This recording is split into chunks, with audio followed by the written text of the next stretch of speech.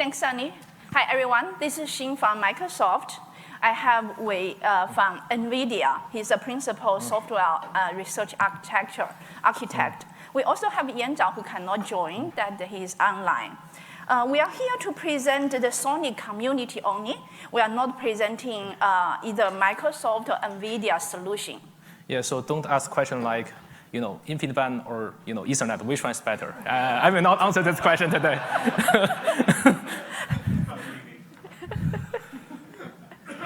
So I hope at this moment everyone is enjoying AI for your personal or life or for your work. There's a lot of excitement coming, right? A lot of new application coming. Behind it actually is us. We see the challenges in multiple fronts. Fundamentally, there are three. Except the application side, doing the model, doing the application, we are growing, we need the AI era, right? Need the bigger and more powerful single computation unit to enable the AI model computation to happen. Second, that there's a giant amount of data to move around, to connect them, to train, to do the, to create solutions. Among all these data, growing model size, very nice, powerful models and applications. Each font is very small. However, there are many zeros of data behind it. The third part is power, right? Because we are doing this computation, the hardware. So we see these are three fundamental issues. And in this talk, we are going to focus on the second one. When the fundamental challenge of moving giant number of data and in the pool to form a computation, to serve the application and to serve the customers. So this is a typical or traditional way of connecting AI chip endpoint together.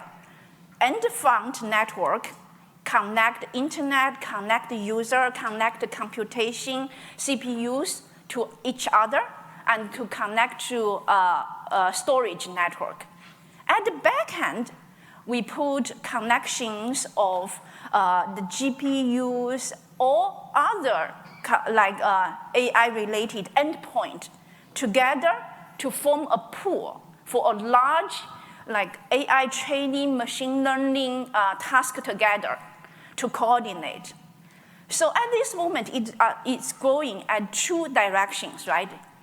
In the box, more powerful, more bandwidth connectivities between the endpoint, AI endpoint, are connected together. We call it scale up. Connect the more of them together within the rack or within the server to do a joint work. But that's not enough. Beyond that, we still need to connect a much larger scale of end unit, right? Across different areas for doing to support a much larger scale, the model scale we just showed in first page, to support that type of scale application. The hardware side are evolving to support that. This is just an example.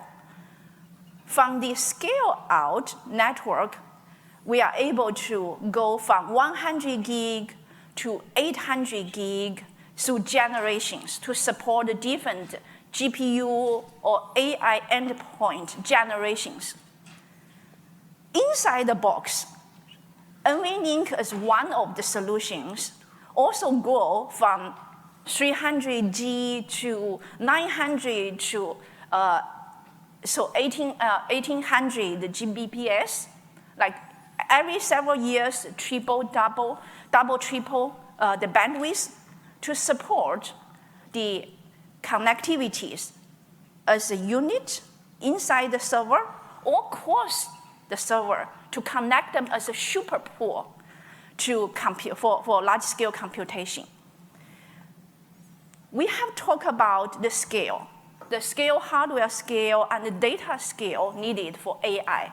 Let's take a look on what are the characteristics of these traffics that AI is introducing.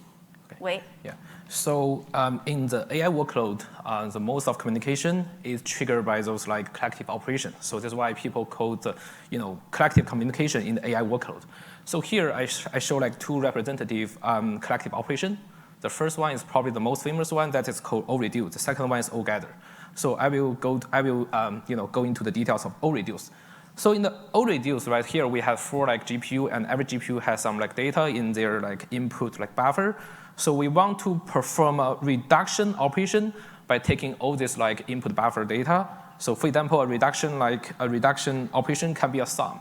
So we got the sum of the input buffer of the 4 GPU, and we want to ensure that the output buffer of all the GPU have the result. So essentially, the O-reduce means that I perform reduction. I want to ensure that all the GPU have the output. So the other operation is O-gather, which is also heavily used in the tensor parallelisms.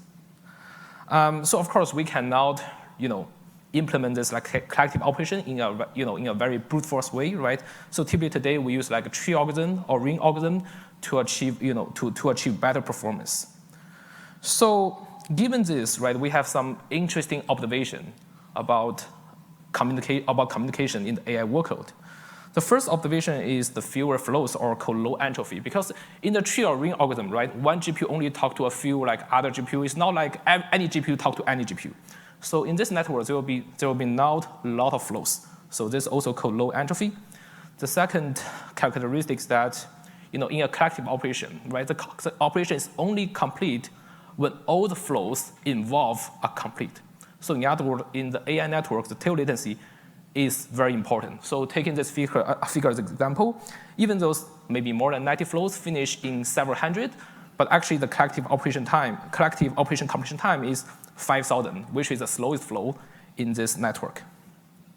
So if we look into the multi-tenant cloud, we have some more interesting observations. So in the traditional cloud, right, we run multiple VM on a physical server. And this multiple VM, they may belong to multiple tenants.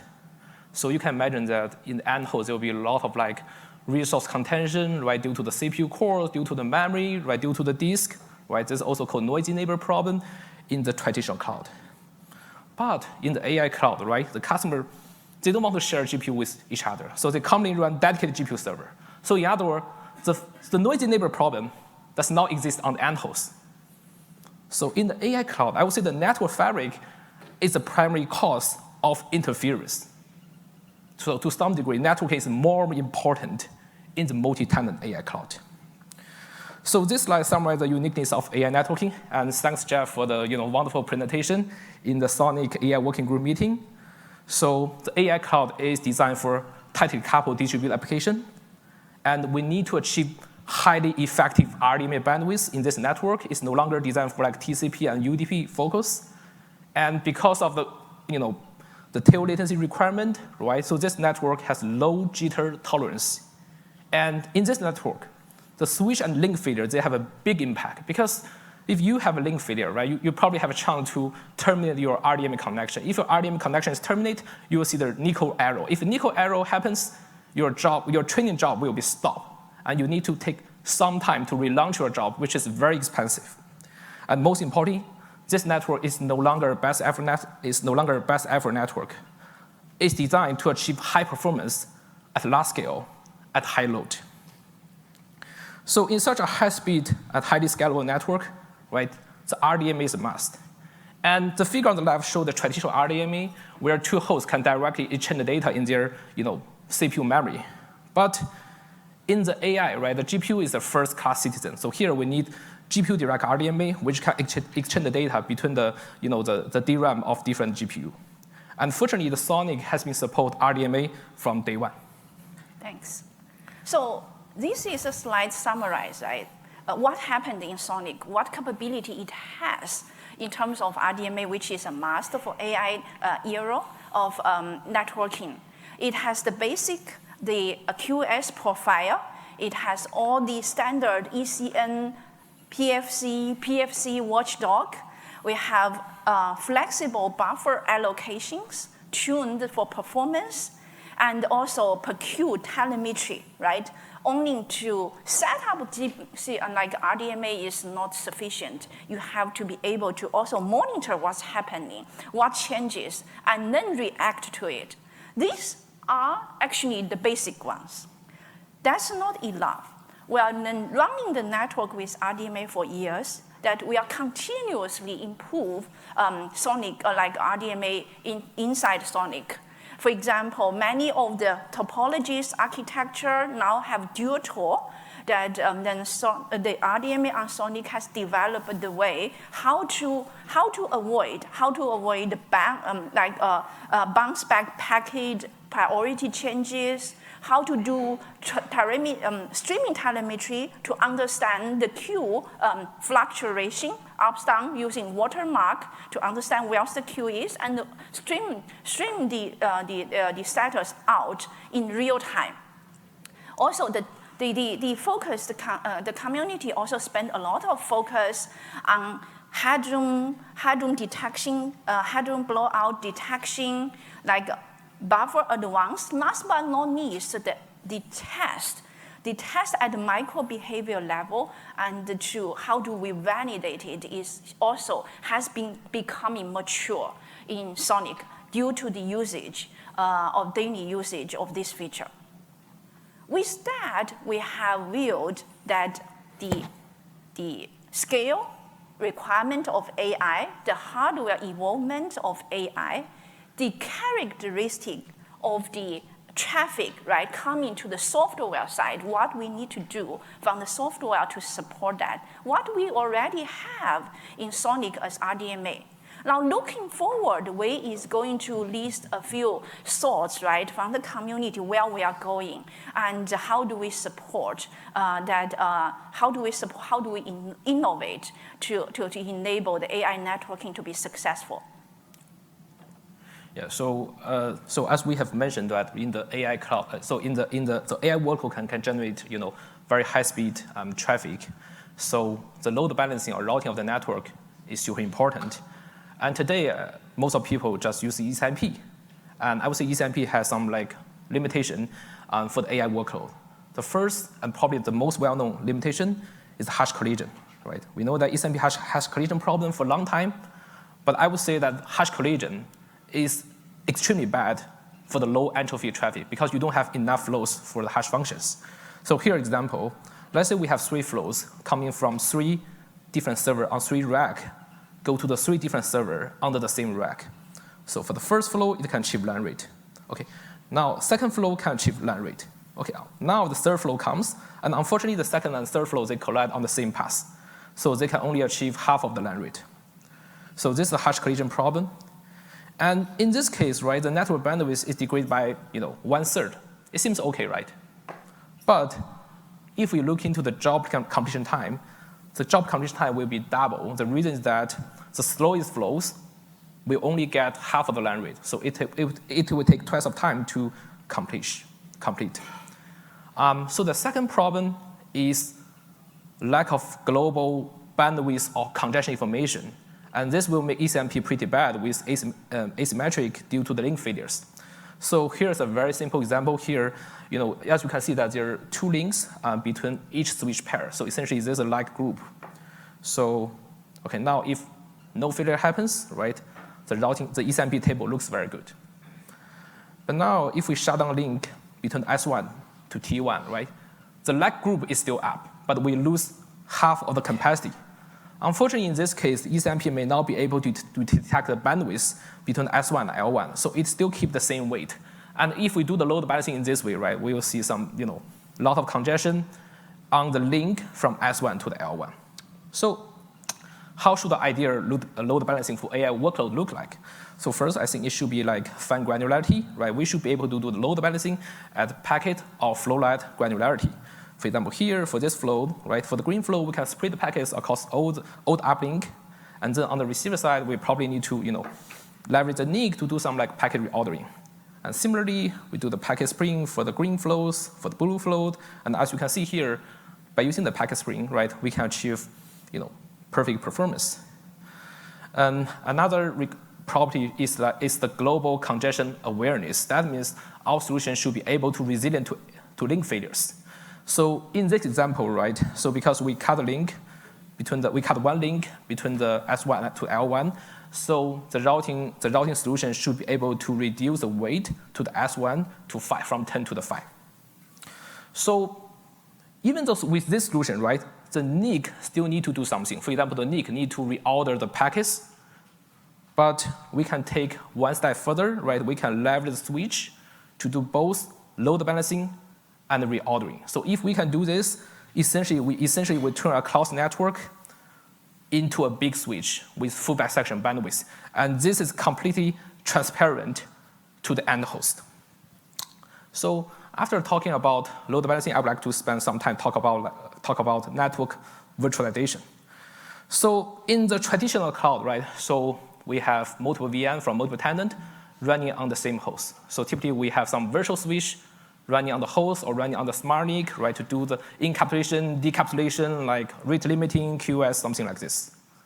But in the AI cloud, right, so typically the customer just run dedicated servers. So in this environment, I would say the top-of-rack switch can serve as a natural choice as the network's virtualization edge. For example, in this figure, right, we have two tenants, red and blue, right? And so we can leverage the top-of-rack switch to serve as the VXLAN tunnel endpoint, and we can use like a BGP VPN, right, to exchange to build a different like VXLAN tunnel for different tenants. Okay. With that, so what we have talked about to support AI networking, right? The hardware scale that needs to go up to be more powerful. From the individual node, software side, we need to do RDMA. And when we connect them, what's the thinking of ECMP or load balancer? All this, when we have the node server to be bare metal, how the virtualization to enable the multi-tenant on the server side. So this is an interesting time that particularly for us, all these network engineers, researchers, and domain experts to innovate and to be a very competitive world, right?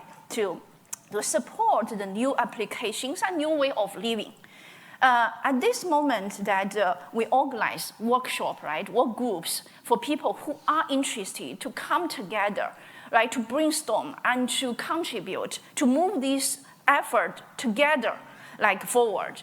There are not only one solutions. I believe with the group, like wisdom, with this intelligence, this one will be much better. This is SONiC AI work group information, right? Now, it started at the beginning of this year. Every Thursday, there is discussing. There is a group information of alias, how you join, and how do you, when is the meeting time calendar. This is call for action, very welcome for anyone who is interested in that. Please come, be part of it. Let's discuss, let's innovate together. With that, this concludes today's conversation, presentation.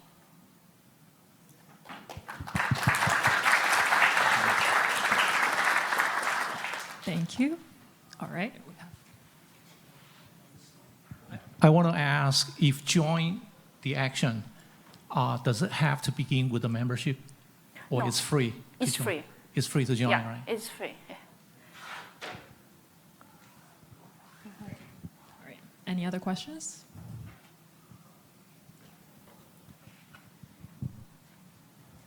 Could you define what you mean by entropy? You've referenced entropy multiple times in your presentation. Yeah. Normally, entropy means like uncertainty or randomness in data. Is that what you mean when you say entropy?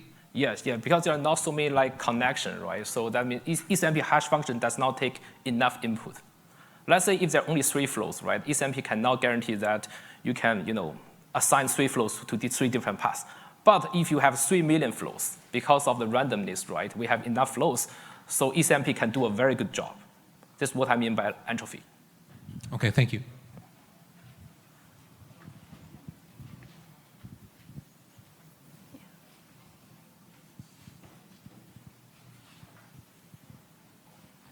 So you were talking about the challenges in the AI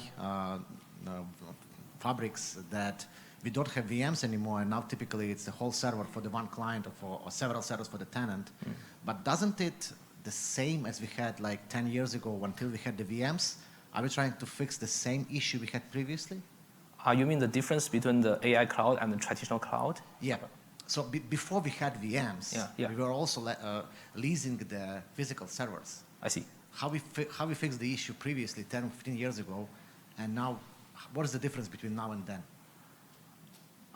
Okay. So first of all, I would say they're very similar, but I would say that now we are more performance-driven. That means our virtualization should have very impact on the performance, especially for RDMA protocol. So that means I believe there is still some challenge to bring the old ideas into the new domain. And do you think that we would see the GPU virtualization catching up with this? The GPU utilizations or GPU virtualization. virtualization? If I may, I think this is a very open question. Even if we don't have VM, is one potential solutions, right? It's not a must because everyone has different solutions. They could use VM, they could use bare metal, right? That the virtualization could move up or move down. Yeah. Thanks.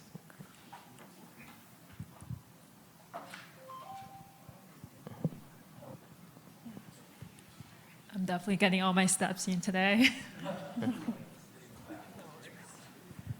Thanks for sharing the customer virtualization in this environment. Besides VXLANs, do you have other kind of virtualization technologies for the GPU? Sorry, other like VRF or like other kind of segregation technologies? For example, you mean one VRF for a single tenant, right? Something like this? Yes, something similar. Because for VXLAN, you added on header. We would like also to see what kind of performance impact in the case as well. I see. So I think this is using the Verve to isolate traffic from multiple tenants is also a reasonable approach. Of course, I mean we welcome you to contribute to this working group. Yeah. So you can see the innovation happens at both ends, right? On the server side and also on the switch side. Yeah. So yeah, that's a very interesting word, I would say.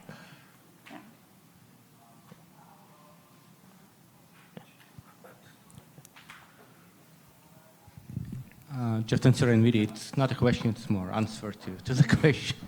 So given that RDMA version 2 is IPUDP encapsulation, when we do virtualization, we're actually trying to move to layer 3. There's no reason to do layer 2 practice, there's no multi-homing. So VRF is the main construct to provide virtualization. Even if you use VXLAN or MPLS or generative or any other data plane, the control plane in most cases is going to be L3 EVPN. One more. Yeah, you mentioned you want to switch, basically do the reordering on the spray packet. So how do you consider these problems? Consider all the TOR, the buffer is kind of small, right? I'm not saying this is the best approach. I just say it's promising direction, right? I have no idea how this works because yeah. So no comment for this. There's one more.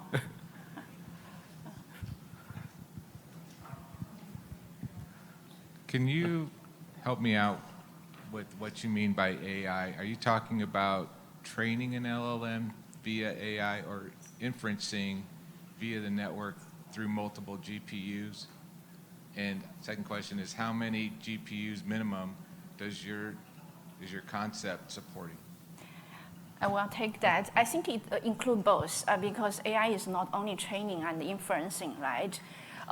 For this, I cannot release what Microsoft support or each cloud is support.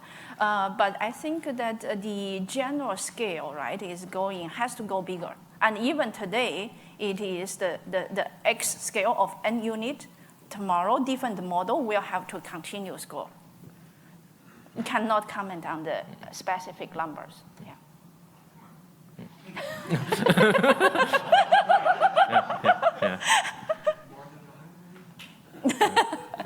Keep going. Yeah. Okay. All right. Thank you. Thank you. Thank you. Okay.